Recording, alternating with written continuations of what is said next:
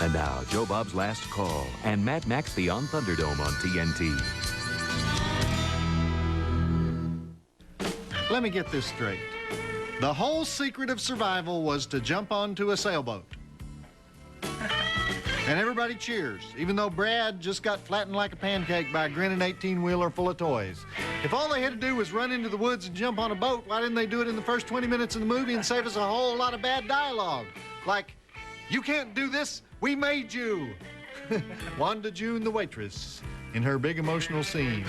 Anyway, I'm Joe Bob Briggs, and up next is Mad Max Beyond Thunderdome, which most people think is the weakest of the three Mad Max movies, but we won't dwell on that.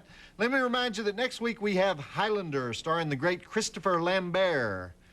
Is it Lambert or Lambert? And we'll also be showing The Seventh Sign with Demi Moore, or Demi Moore. She hates when people say Demi. It's Demi.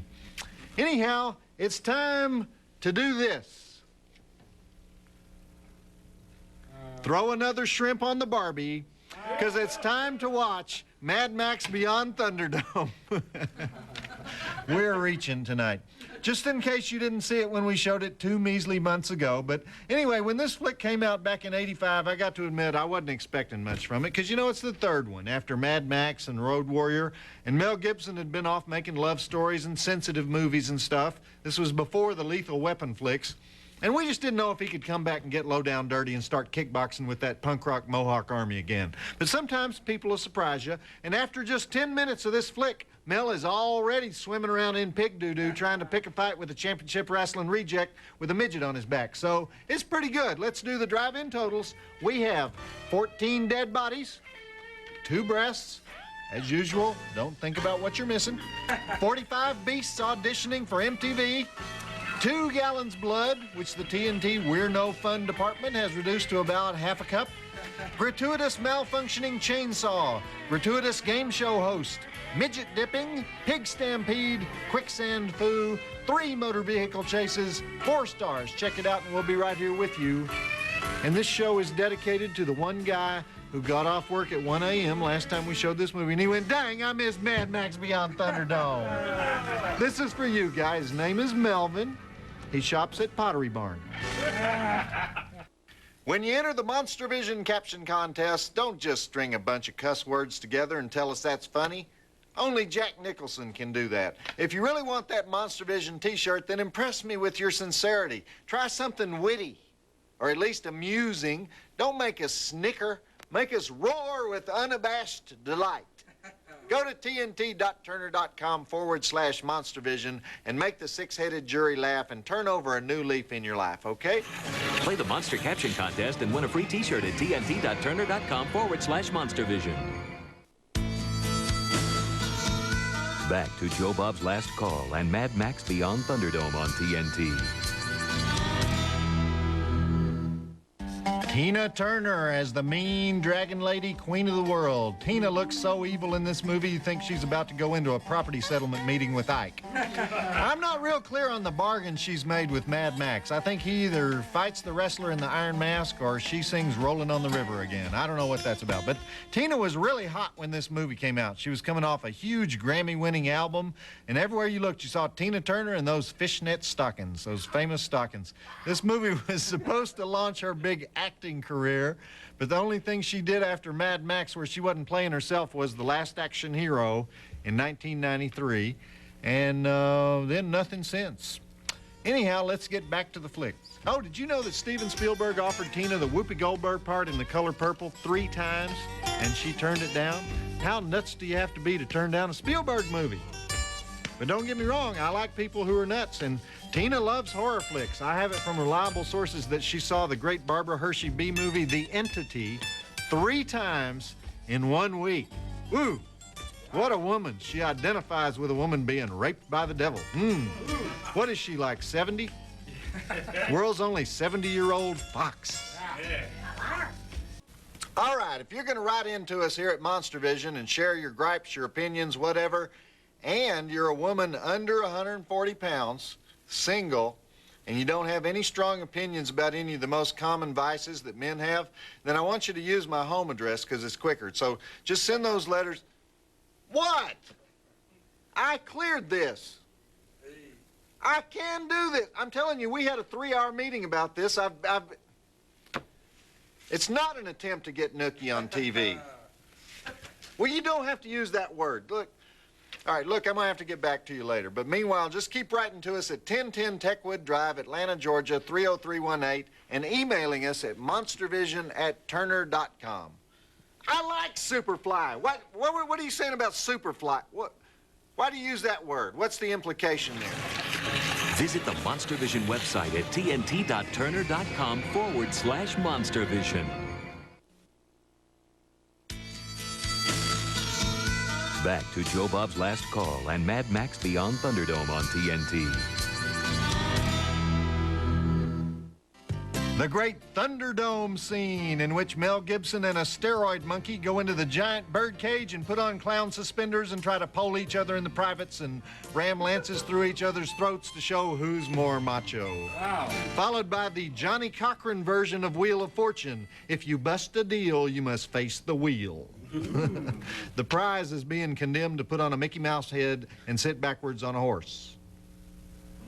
Okay. Would someone please remind me why he agreed to fight the giant gladiator to the death when the guy who stole his camels was right there and Max had about, 46 weapons on him? Just wondering about that.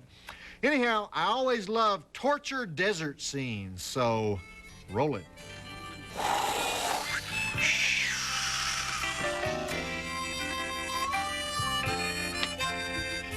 It's a source of endless debate among Mad Max aficionados why they put Bruce Spence as the thief in this movie when he played a pretty big role in The Road Warrior, right? Nobody really knows if he's a different character or the same character, and if he is the same guy, why Mel Gibson acts like he doesn't know him. I'm just free associating. I'm sure if you went on the internet right now, you'd find everybody talking about that. Well, half the people would be talking about that. The other half would be going, are you really a supermodel? How much for full-service Lewinsky? Depends on what chat group you're in, but a lot of them would be talking about it. Joe Bob doesn't get nearly as much hate mail as people think he gets. I know because I'm Rusty, the Monstervision mail girl, and most of the letters I see are almost positive. I'm not counting the ones from TNT programming executives, because that's really not mail. Those are memos. Anyway, I do see your letters, and I do love every one of them. So come visit us at the Monstervision website at tnt.turner.com/Monstervision, or contact us the old-fashioned way at 1010 Techwood Drive, Atlanta, Georgia, 30318. You can even email us at monstervision@turner.com. Try to avoid phrases like lame, no-talent donkeys behind. You can't imagine how Joe Bob overreacts to those. See Rusty deliver the Monstervision fan mail to Joe Bob Briggs every Saturday night on TNT.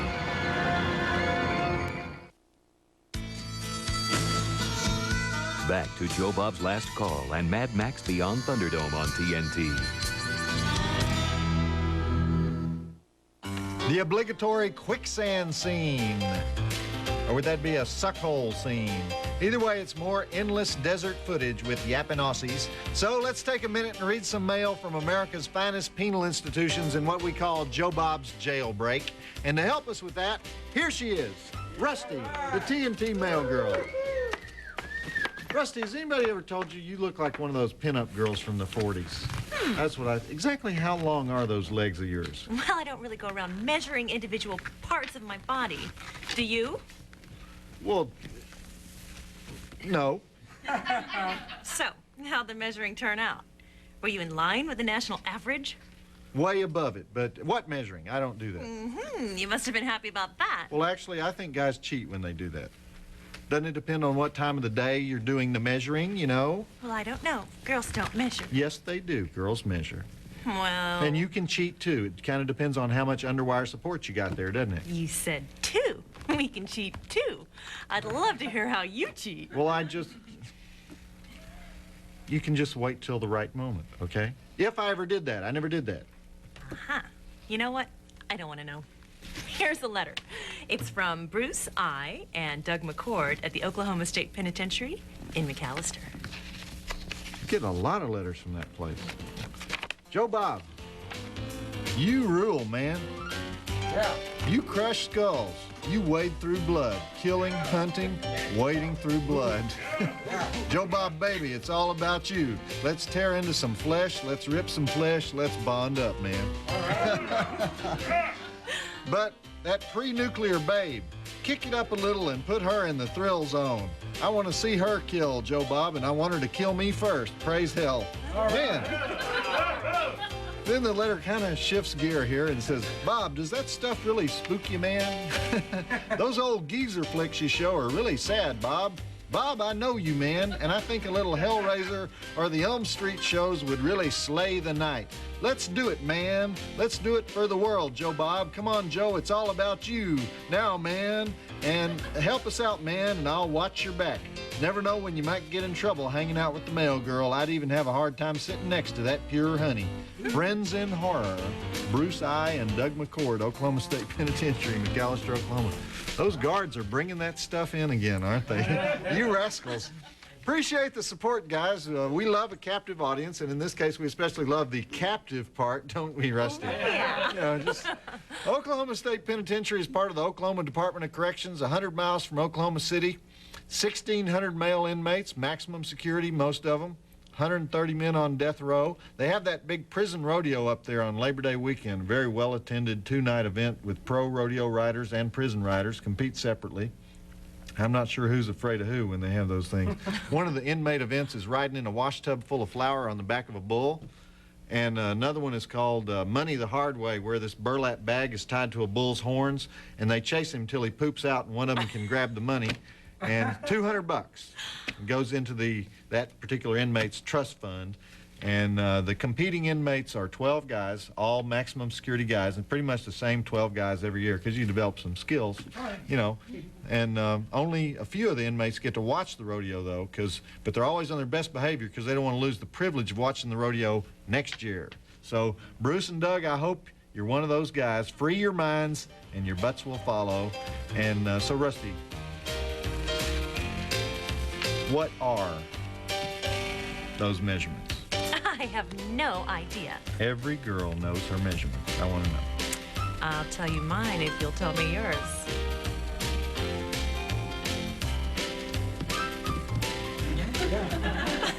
Okay. 36, 24, 34. Really? That's So what are amazing. yours? I believe that. Okay, what are yours? I'm a G+ medium. What? You know, on the international scale. Oh, what's the international scale? Well, let me just put it this way. In Japan, it's very impressive.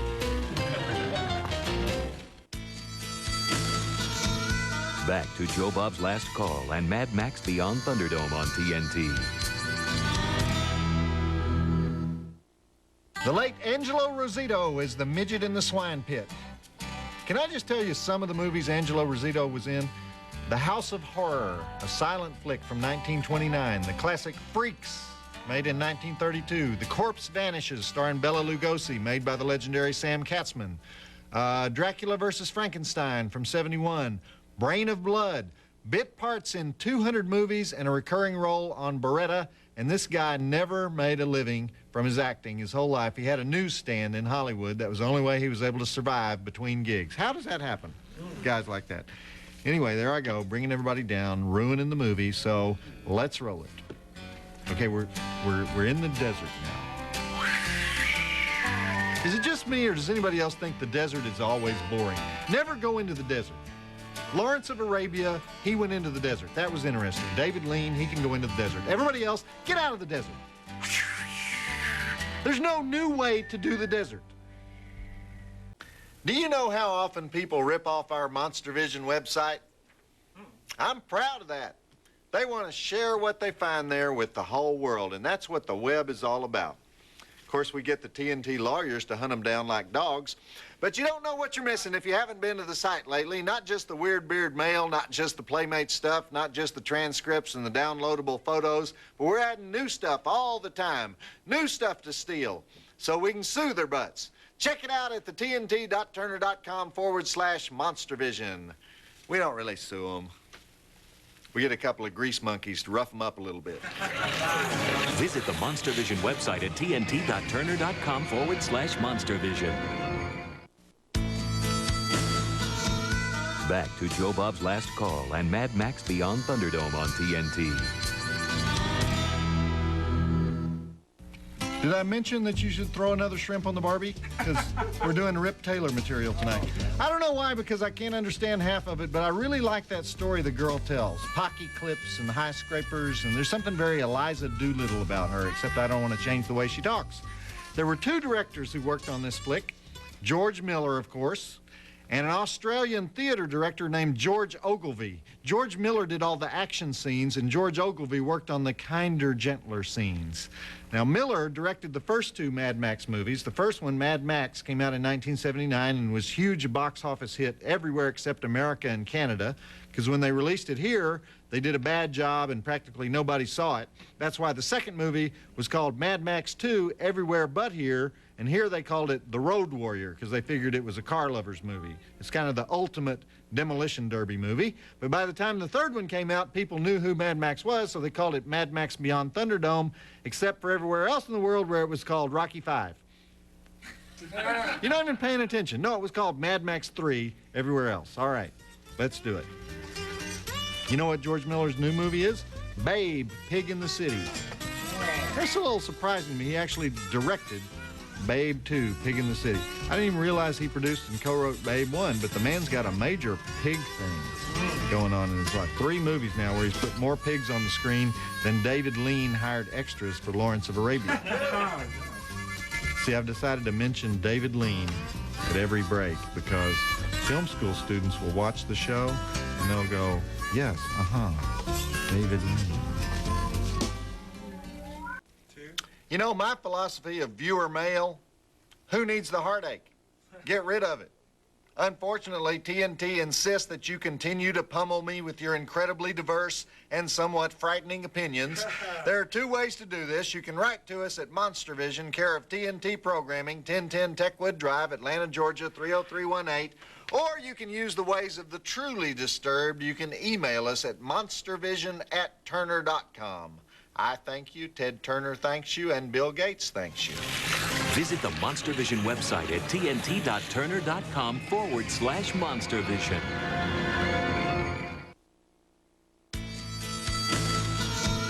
Back to Joe Bob's Last Call and Mad Max Beyond Thunderdome on TNT.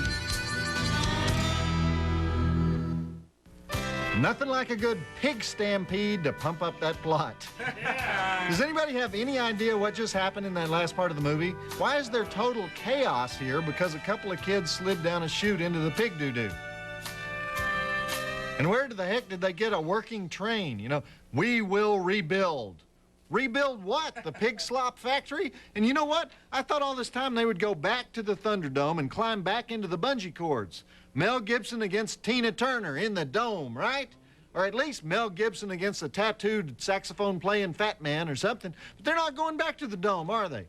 Just that one fight in the dome, because now they're taking Amtrak. Okay, back to the flick. Sounds kind of weird hearing Mel Gibson speak Australian now, doesn't it? Because his first movies were Australian.